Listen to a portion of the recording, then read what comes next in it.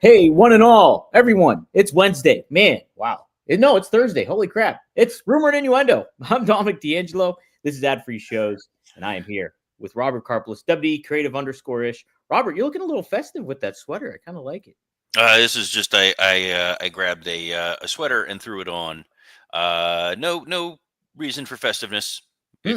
It's Monday. Is that a Star Wars thing? Yeah, it's Star Wars, right? It is a Star Wars sweater. Yes, it was an Ooh. ugly Christmas sweater I had got years ago. We don't. It doesn't get cold here most days of the year in South Florida. Right now it's like 40. Holy And that crap. is like for South Florida. Yeah, this world is not. They are not built for this. Mainly, I'm not even particularly cold. I had to go do blood this morning, so and they took a whole crap load of blood out of you, and you're just like, you feel like crap. So, but I'm here to do some rumor and innuendo, rain, sleet, snow, or hail, or any of that. Do want to start off the show by saying, obviously, we're thinking about all the folks over in Los Angeles, out in California, dealing with those wildfires. We have some friends close to us that are obviously going through this right now. Shout out to Mike Lawrence, co-host of Working Stiff. I know him and his family are dealing with the fire issues, as well as a number of other people who are out there in Los Angeles. But wanted to start it out by saying that, and then we can move into me giving you crap for you thinking today is Wednesday. That's right. Yeah. No, definitely thoughts, prayers out to everybody out there in Los Angeles and South California there. And hope everything, smooths out a little bit.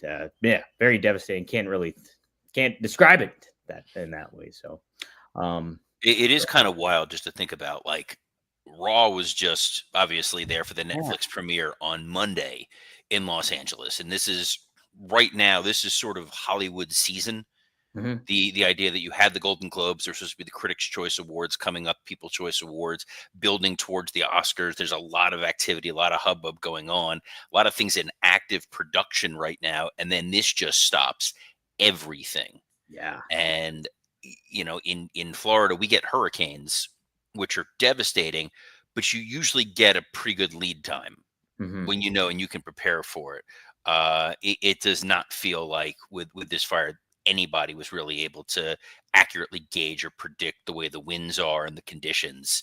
Um, yeah, Tough times. Yeah. Best wishes out to everybody out there. We're thinking of you. Hopefully, we can be a good distraction for everybody out there. And let's distract ourselves with a little bit of AEW, the Dynamite, Roberts. We had Kenny Omega making his return, and they let it go till the end of the show. But there's a lot of good show I thought to cover this week. What did you think of Dynamite? this was a great show in search of a great audience. Hmm.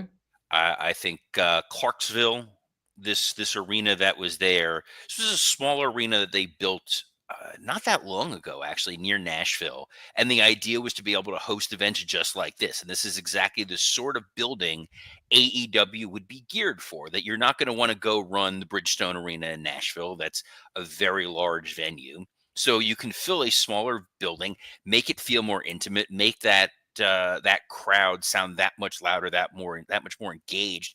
And AEW gave them a great show with a number of moments that they should have bit on, and that crowd was not there to make noise. Yeah.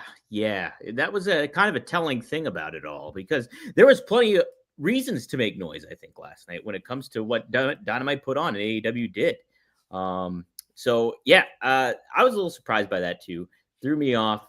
But I thought what they did. Hey, leading off with Will Ospreay and Buddy Matthews. That was one way to try to get the crowd into it. That's for sure. Great match.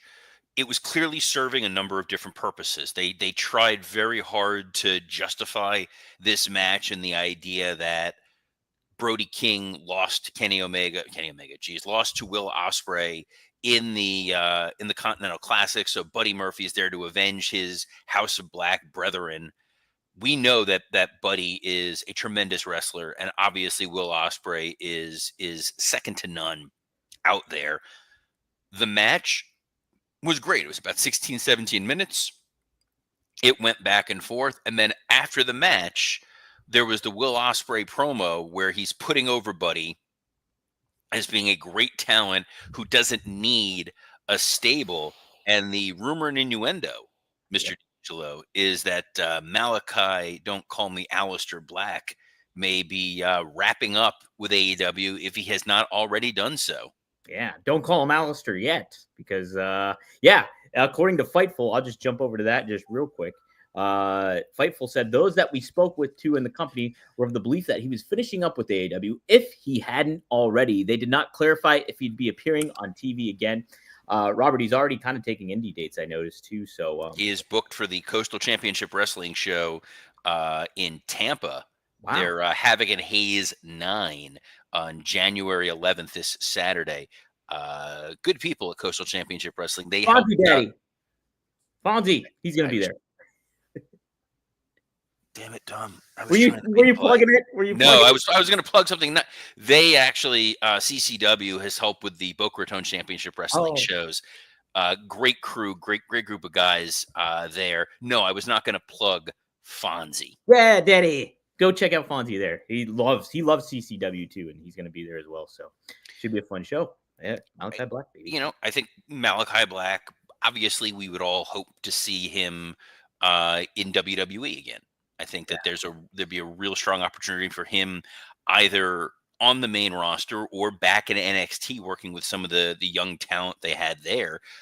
It is worth noting now, since we're not really going to have a chance elsewhere in there, NXT did a monster rating with the obviously revealing that The Rock was going to be there, but it was a very smart, calculated decision to have The Rock be there by crowning new champions. Mm-hmm. Yeah. Listen, to think about, this was the highest rating they got since September of 2019.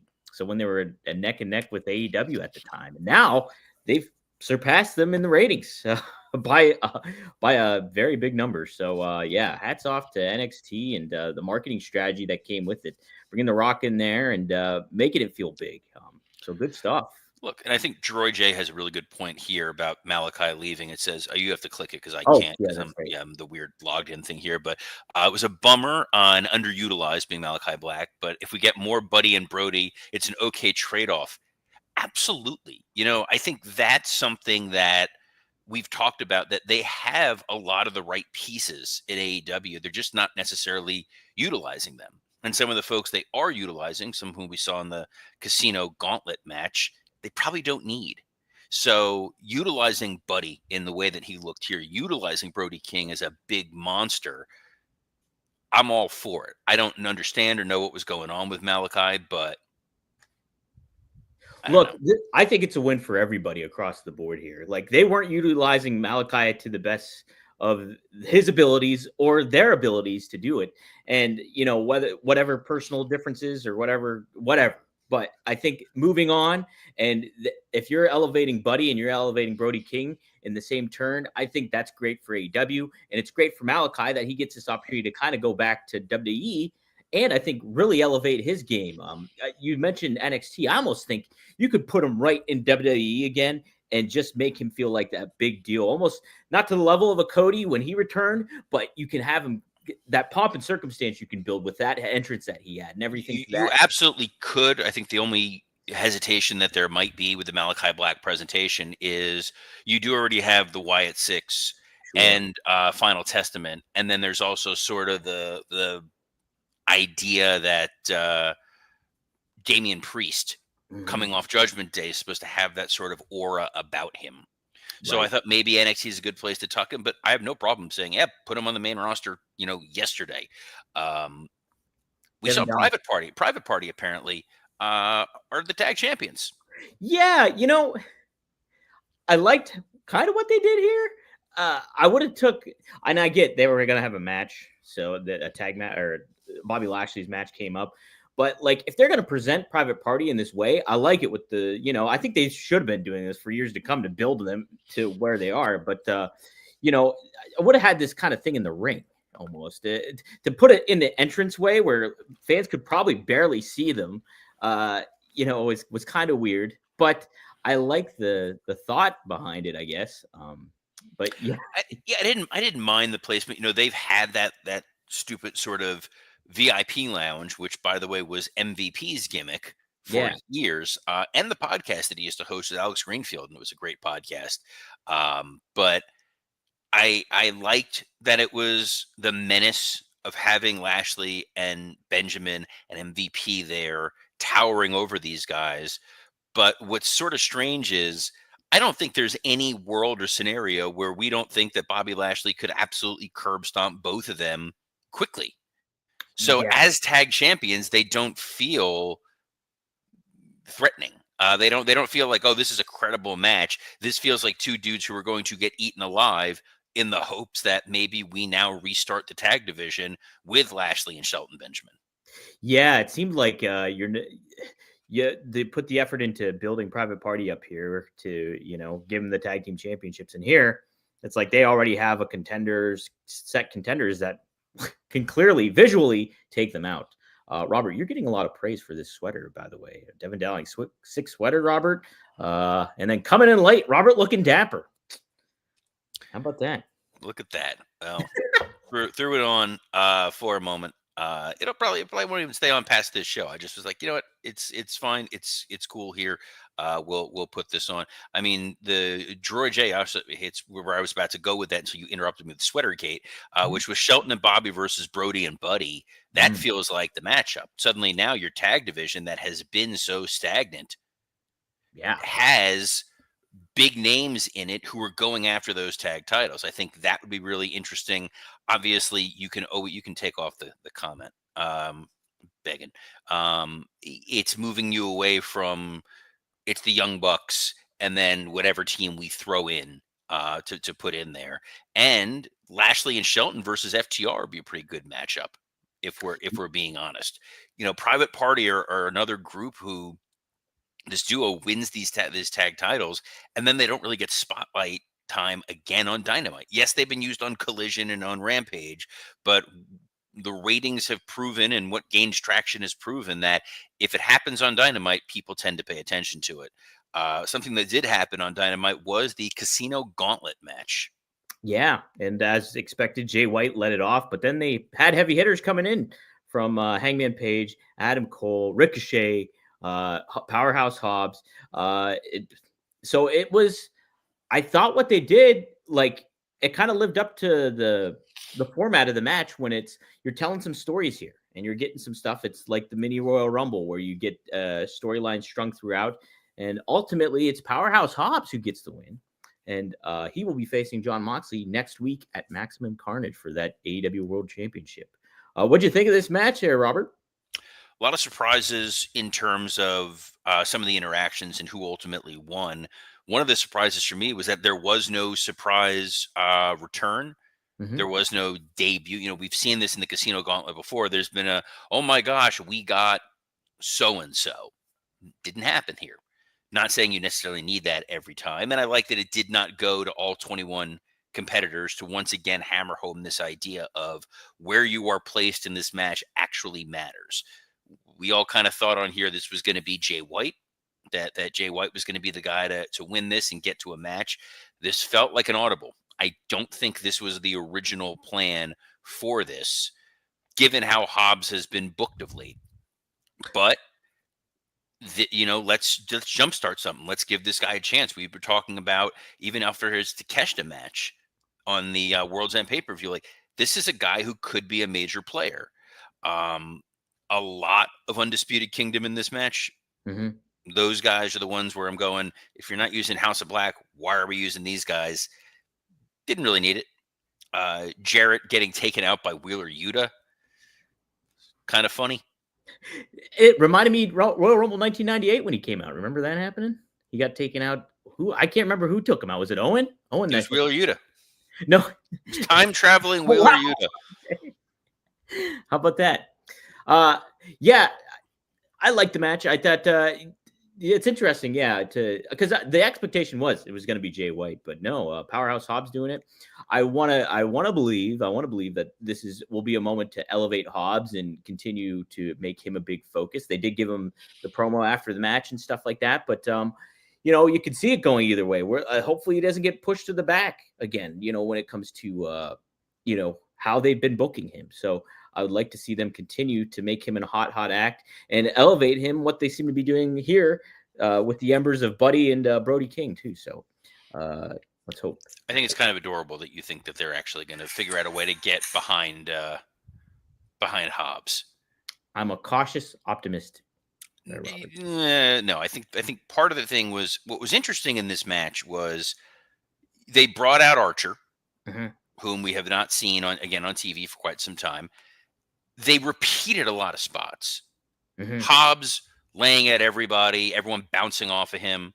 Then Archer, everybody bouncing off of him. We're like, all right, we've seen it. I did like the novel spot where they were throwing Ricochet back and forth, like he was like an inanimate object. Yeah, that was kind of interesting. The Hobbs promo was, as soon as he said, we're going to shoot for a minute, I'm like, oh no. But it was, I'm going to shoot. Moxley's the guy who brought me in. I don't quite understand how that's a shoot, but sure. And then it was, I'm going to make him my bitch while saying this to Renee, who's Moxley's wife.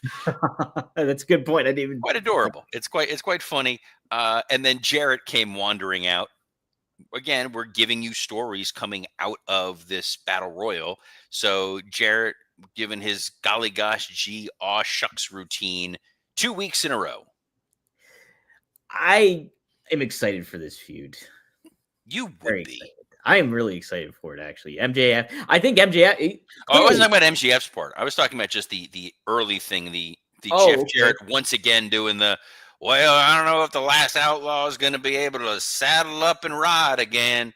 Well, you just cut this promo a week ago, Jeff. Well, so, Robert, I'm a huge fan of veteran players, veteran athletes, like Vince Carter in his later days. Obviously, I'm a huge Vinny Testaverde fan, being a Jets fan. I like when older guys get that last chance, Robert. And so I'm all for Jeff Jarrett here. Yeah, Jarrett had that last chance when he founded TNA, when he was an old man then. So, like, now it's just... I don't think that anybody necessarily is clamoring to see Jeff Jarrett become world champion. I think that you stop pointing at yourself. And it's also kind of challenging to be like, Jarrett's the grizzled old veteran who's looking for one more chance when your world title picture is Jon Moxley and Adam Copeland and Christian. Yeah, but Jeff's a generation above them, right? Like he is, but to some fans, they're all kind of gelled together from that same time. Like, Edge and Jeff Jarrett are attitude era guys to a lot of people. And the nuance of it, the best defense is not, no, I'm much older than you think I am. MJF was masterful in what he was trying to do. That crowd was not giving him anything to work with. The narrative of, you know what, I could have entered this gauntlet battle royal. I don't want to. That's a lot of work. There's a whole lot of people going after that world title. I don't want to mess with Moxley. I don't want to mess with Hobbs. I don't want to deal with Adam Copeland or Hangman or Jay White or any of that. So, Jarrett, you go beat Moxley, and I'll find a way to cheat and help you. And then when you win, I get the first title shot, and I can sure as hell beat you easier than I can the Death Riders. It's not bad. Took some decent shots at Jarrett. And then Jeff, you can't out-Carney a Carney. MJF has clearly shown homage to Memphis wrestling in the past with his Fargo strut and stuff like that, even before Jarrett came to AEW and everything like that. So I think MJF is going to be invested in this feud, whatever they decide to do with it. And Jarrett will be too. I think this is something I'm really excited for. I am. Mm-hmm. Yes, Robert. Cope was next. But before that, the thing you have to cope with, guys, whether it is winter, spring, summer, or fall, is body odor. Mm-hmm. Dom, I'm glad I'm over here because I'm pretty sure you would stink, but for Mando. Oh, yeah. Yes. Okay. You want... Good Lord. Mando, guys. You literally messaged me before the show, and you're like, hey, after the Jarrett, because I never let Dom do the ad reads. He forgot to give me the ad read copy, and he's like, I'm going to do the Mando. After the Jarrett thing, I'll do Mando. So I made sure to remember we're going to throw to that. He teed it up. I thought you had for some reason, I just assumed, hey, maybe Robert's got the copy. Dom stinks at reading promos, but you know what doesn't stink? Mando, Using Mando. Dom, you have the copy. I'm begging you. I'm begging. I love Mando. Mando, I've been using the Mount Fuji since I got it. I bought a starter pack for my nephews for Christmas. They love it. And I know Robert loves it. I think he got the bourbon leather, correct, Robert? Is that what the one you got? I was a big fan of that, yes. Yeah. So it's whole body deodorant, and it's safe to use anywhere on your body. Created by a doctor who saw firsthand normal BO was misdiagnosed and mistreated. So all products are baking soda free and paraben free. There's so much good stuff about Mando that you can like. Kind of a low key adult scent, I would say, more so than like, hey, I'm gonna spray the Axe all over me or anything like that. Did someone say low key? Oh my God, that's a good one. Mando's starter pack is perfect for new customers. It comes with a solo solid stick deodorant, cream tube deodorant, 2 free products your choice, like a mini body wash and deodorant wipes. I really like the bar of soap, so if you have that option, do that. But you also get free shipping. As a special offer for listeners, new customers get $5 off a starter pack with our exclusive code. That equates to over 40% off of your starter pack. Just use code RUMOR at shopmando.com. That's shopmando.com. Please support our show and tell them that me and Robert sent you. Smell fresher, stay drier, and boost your confidence from head to toe with Mando. All right. Someone who was feeling overconfident was Cope. Yeah. He came out there to talk about, I guess the takeaway is he's a reckless wrestler who keeps getting hurt in the ring. That's kind of what I wrestled Eddie Guerrero. I broke my neck, and I still won. I wrestled Malachi Black. I broke my leg, and I still won. Maybe work safer. My takeaway from this, Robert, was the devastation that the Death Riders have put over all of AEW. They took out FTR. They threw Darby down the steps, but I'm assuming Darby might return next week. I don't know. I thought Darby was going to return in this segment. Yeah. They're like, Darby got murdered. I'm like, oh, he's 100% coming back right now. He's right behind the curtain right now. Look, again, we said this last week. Just kill this thing with fire. It's ended. No, don't give Moxie the idea to use fire, because he will use fire. But good news, they brought the bag. They did bring the bag. They brought the bag, and look, and then it gave them an excuse for Hobbs to go and make a save. Sure. And create an association with Cope and Hobbs and FTR, so they're all together fighting the Death Riders, so that when Moxley and crew do something dastardly to Hobbs next week, Cope can run in and make the save, and we can get that match at, I'm guessing, Australia. When is that show? Do you know? You're the producer guy. You're the fact check guy. I show up occasionally in a sweater, and I just talk about what it is that you want to talk about and try to throw to promos that you can't seem to throw to. But what there was after this, for the sake of time and my own sanity, this moment, there was a Mariah May, Harley Cameron backstage thing, which I thought was actually pretty entertaining. And then a Tony Storm, Chris Statlander, Willow Nightingale match to determine the number one contender for the women's Casino Gauntlet. Yeah. So, look, if you're going to showcase 3 stars, I'm not against having Tony Storm, Willow Nightingale, and Chris Statlander in a match. So these are 3 incredible women who should be bolstering up their women's division. Absolutely. But the unfortunate thing, Robert, is when we got to this match, it's just like, wow, it took this long to get to a women's match and segment and everything like that. It just kind of made me think a little bit about it. The only thing that they could have done differently, and I had that same thought too, is you could have taken that Mariah Harley Cameron pre-tape and moved that to the beginning of the show. It could have been the Ospreay Buddy Murphy match, and then the Lashley Briscoe match, and then you could have done the Harley Cameron Mariah May video. Instead, they kind of sandwiched it all here, and then at the end of the show, Kenny, by God, Omega came out. He did. He was dressed very toned down, wasn't he? And he had a subdued dress, which is fine. That segment is a great example, kids, of why you need A, a good crowd, and B, good commentators. All due respect to Matt Menard and Excalibur and Ian Riccaboni, but the way Menard was saying that he was getting emotional over this felt like a heel. Like this was like Corey Graves talking about Chelsea Green's U.S. title coronation. Like, I'm getting a little choked up. I'm getting a little emotional here. I don't know. Oh, what a moment. And then it was like there was nothing to be choked up or emotional about because you had this situation where Kenny Omega returned successfully Yeah. over the weekend. He looked better than he has looked in quite some time. He already told the I'm risking my life and now I am back story. This was just odd. It's, he's recounting again the diverticulitis piece. Yeah, yeah. We know that story. You literally just told it to us not that long ago. The idea that, I might not be the same man, we know is BS because we just watched you wrestle probably a 17-star match at Tokyo Dome. Also, this idea of I'm back and I don't have any grudges felt like The Rock's promo on Netflix, where it's like, shout out to Cody, shout out to Roman. And then the idea that you were like, I don't have any grudges, so I forgive the Elite, I forgive everybody. It's kind of odd. I can buy into that just because you're near death kind of thing. I think that could give you a bit of an epiphany, like, I'm just gonna let it go. I'm a new man. I could buy into that a little bit. Oh, But and I do want to point out, because I can't click on comments, but Droid yeah. J, who's trying to be a smartass, and I appreciate it, goes, what happened to if it didn't happen on Dynamite, it didn't happen?